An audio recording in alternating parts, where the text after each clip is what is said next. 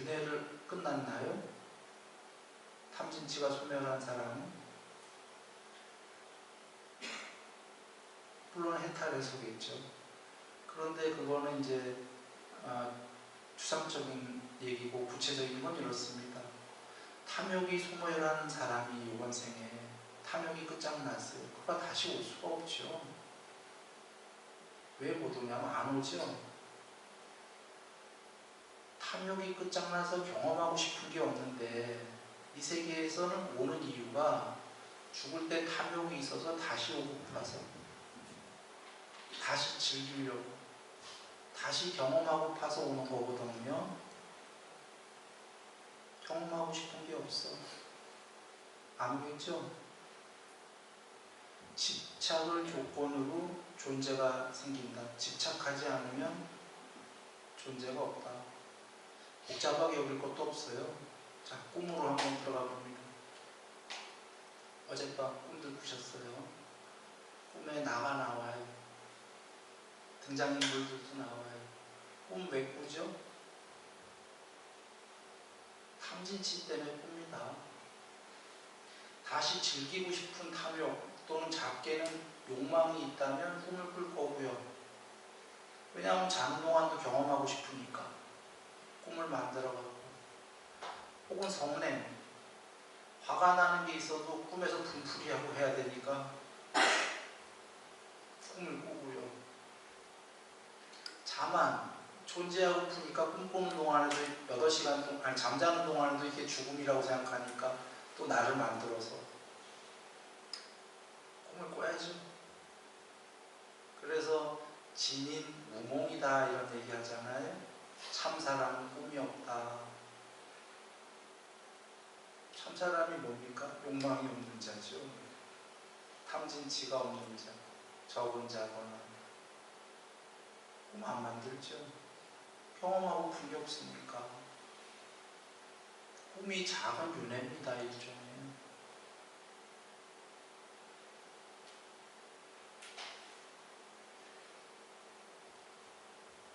그래 다시 욕망하고 푼 게 있어서 꿈을 만들어서 꾸는데요. 여기 지금 그게 소멸한 해탈한 분은 존재를 만들고 푸지가 않다. 꿈 같은 거 안 꾸고 싶다 하는 거죠. 그 꿈이 실제 그런가? 여기 보시면 그런 거예요. 꿈은 이 세계와 저 세계 윤회를 보여주는 어떤 반증하는 그런 교집합인데 꿈이 진짜 그럴까를 여기 보신다면 저걸 생각해 보시면 됩니다. 꿈은 말고 백일몽, 대낮에. 백일몽은 꿈과 조금 비슷하고 좀 다른 건 대낮에 자기 의식이 있는 거예요. 자기가 만들어서 꾸는 거예요. 뭐 신데렐라 상상을 자기가 신데렐라가 되는 상상을 한다든지 남자분이랑 세상을 지배하는 왕이 되는 상상을 한다든지 대낮에 그런 상상들 해본 경험이 있을 거예요. 젊었을 때 보면. 그런 상상 왜 하죠? 경험하고 싶으니까, 되고 싶으니까, 욕망이 있으니까. 그러면 대낮에도 그런 상상을 만들어서 하는데 당연히 잠들면 꿈에서 또 만들겠죠. 그래서 그렇게 집착을 하게 되면 존재를 만드는 게 지금 대낮에 백일몽을 하면서 자기 신데렐라로 존재를 만들었잖아요. 그렇죠? 신데렐라로 상상을 하다가 처음엔 리얼하지 않아요. 자기도 안 믿어. 왜냐하면 자기가 신데렐라도 만들고 왕자도 자기가 만들고 둘 다 만들어 놓고 만나는 것도 자기가 만나게끔 상상을 하고 헤어지는 것도 자기가 만들고 울었다 웃었다 자기가 다 해요. 그래 처음엔 사실 같지 않다가 점점 상상이 깊어지면 백일몽이 그 무의식에 퐁당 들어가서 좀 리얼해지면 막 울고 막 하잖아요.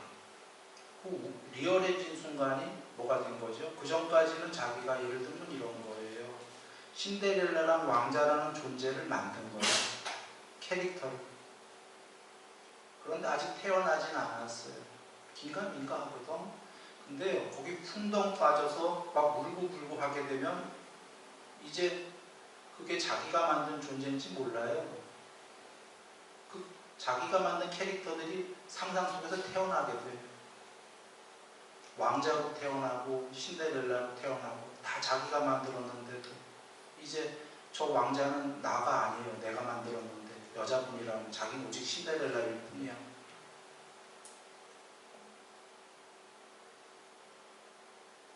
그렇게 태어나게 되면 그들은 꿈에서 꿈도 리얼하죠. 늙고 병들고 죽게 되는 거죠.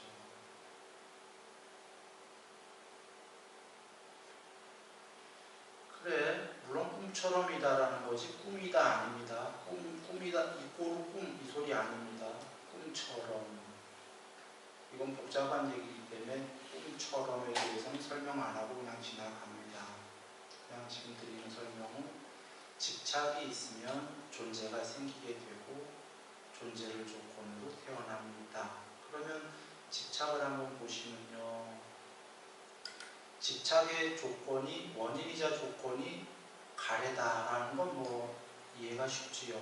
가래는 작은 집착이거든요. 작은 아직 갈망. 그게 커지면 집착이 되니까 가래를 조건으로 취착, 집착이 생겨난다. 이렇게 되는 거고요. 가래의 원인이자 조건이 느낌이다라는 거 다 동의되실 거예요. 느낌은 즐거운 느낌, 괴로운 느낌, 괴롭지도 즐겁지도 않은 느낌, 이렇게 부처님이 세 가지의 통론으로 크게 얘기하셨는데요. 자, 어떠한 느낌도 없는데 가래가 생길 수 있나요?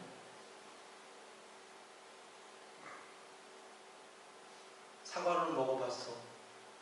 사과 색깔이 이뻐야 되는데 이쁜 것도 자기는 생명이어서 몰라. 예를 들어서 혓바닥이 망가져서 맛도 몰라요. 먹어봤는데 아이 퇴퇴퇴퇴. 이거 가래가 생깁니까? 다시 먹고 싶다? 이 비유가 좀 이상하면 이렇게 생각해 보세요. 너무 아팠어. 병이 들었어. 그래서 너무 아파서 입맛이 없다고 그러죠. 입이 뭔 맛인지 하나도 몰라. 평소에 먹던 음식마저도. 그런데 누가 안 먹던 음식을 새로 갖다 줬어. 이게 내 평생에 먹어본 적이 없는 거예요. 맛있다고 먹어버립니다. 그나마 먹어본 거라면 내가 지금 입이 이래서 그런 거지 이건 맛있었던 거야 라는 기억이라도 있을 텐데 이건 내가 지금 처음 먹어보는 거란 말이에요. 그래서 겁나서 먹기 싫어요 하니까 드셔야 병이 납니다 하고 먹어보려는데 입맛도 없어. 생선 처음 먹어봐. 그러면 이게 뭔 맛이 없어. 퇴퇴퇴죠. 그리고 그거에 대해서 다시 먹고픈 갈망이 있습니까? 없어요.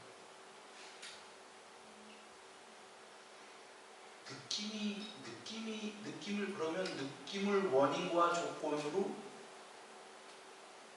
가래가 생기나요? 맞나요?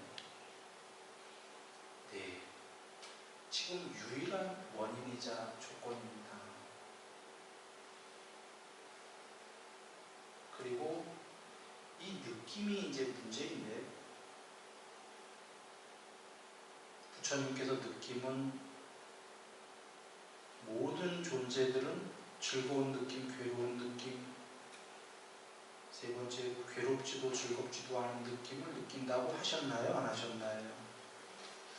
자, 부처님의 권위를 빌리지 말고 우리끼리 얘기해 보자고요. 인간끼리. 부처님의 지혜를 빌리지 말고 우리의 지혜, 우리가 생각해도 그런가요?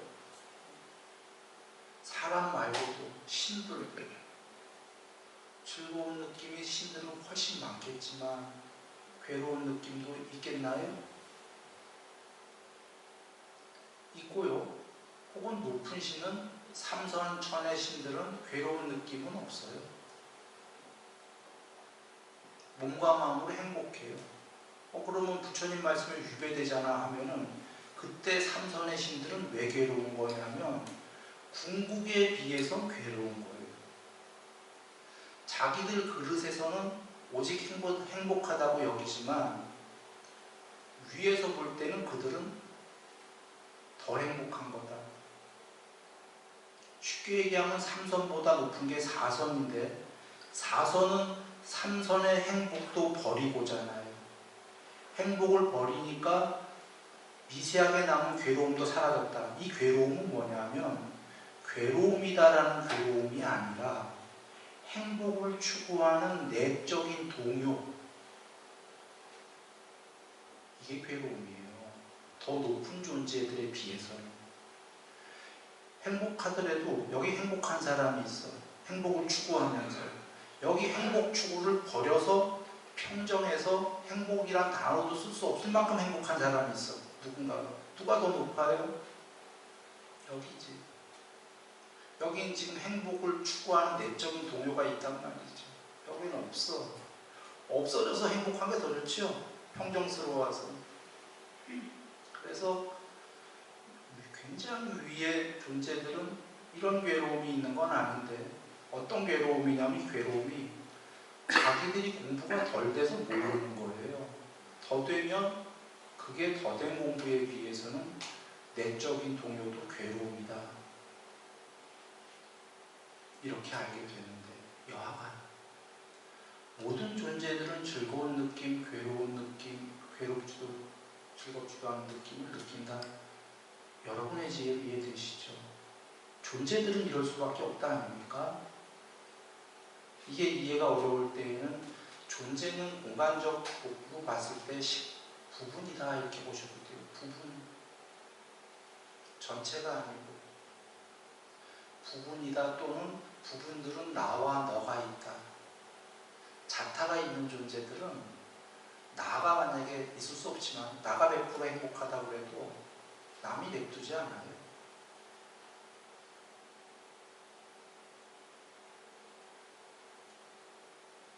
그래, 그 존재를 초월해라 하시는 건데요. 지금은 느낌 얘기를 잠깐 하면서 그 얘기를 드렸습니다. 자, 그러나 이거 더 진행하기 전에 얘기를 드리면 부처님께서 상수멸은 느낌이 소멸한 거예요. 상과 느낌이 소멸한 건데 완전한 행복이다 하셨단 말이에요. 그러시면서 스스로 이 얘기를 하셔. 외도들은 나를 비난할 것이다. 부처님은 느낌을 소멸하라고 했다. 그런데 느낌을 소멸하라고 한 사람이 지금 느낌을 소멸한 것이 완전한 행복이라고 느낌을 얘기하고 있다. 부담이 이상한 사람이다라고 외도들이 나를 비난할 것이다. 그래도 나는 말한다. 상과 느낌을 멸한 상수멸, 궁극의 열반이 완전한 행복이라고.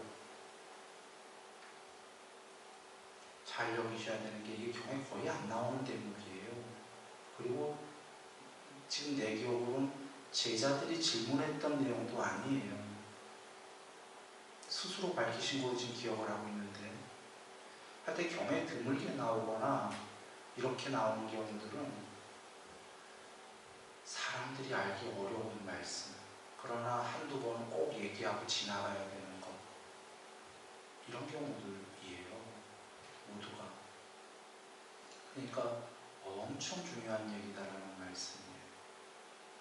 그러니까 사람들이 알 수도 없고 알기도 힘든 얘기인데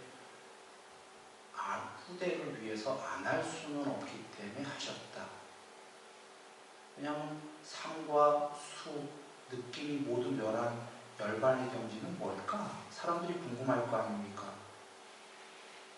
그전엔 잘 얘기 안 하시거든. 그냥 상과 느낌을 멸하면 해탈이요 열반이다. 그래도 사람들은 궁금할 거거든요. 그래서 얘기하시는 게 느낌이 멸한 게 최고의 행복이다. 여기서 우리가 하나를 다시 말합니다. 느낌이 멸한 것은 그냥 괴로움이 소멸한 거다 이렇게 얘기하는 거와 주로는 그렇게 얘기하시죠. 느낌이 멸한 거는 완전한 행복이다라는 건 다른 얘기입니다. 잘 사유해 보세요. 단멸 같은 거면 그냥 느낌이 멸하면 된다 뭐 이렇게 얘기할 수도 있어요. 지금 물론 늘 단멸이 아니라고 하시죠. 느낌이 멸했을 때는 아무것도 없는 게 아니라 궁극에 그 무엇이 있다 이렇게 얘기하시는 거예요. 지금 느낌이 멸한 게 궁극의 그 무엇인데, 그 무엇이 뭐냐? 궁극의 지복이다. 궁극의 지복이 있으려면 거기에는 그 무언가가, 물론 그 무언가가 있다 없다 이런 단어를 얘기할 수 없어요. 존재와 비존재를 초월했기 때문에 거기에 궁극의 반야가 있다. 불멸이요. 불멸이요 스스로 나와 너가 있어서 느낌에 의해서가 아니라 스스로 각성으로 지구의 지복인지를 안다.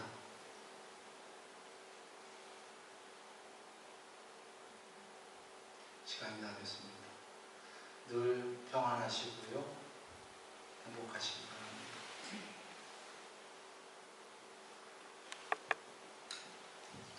10분간 휴식 시간을 갖겠습니다.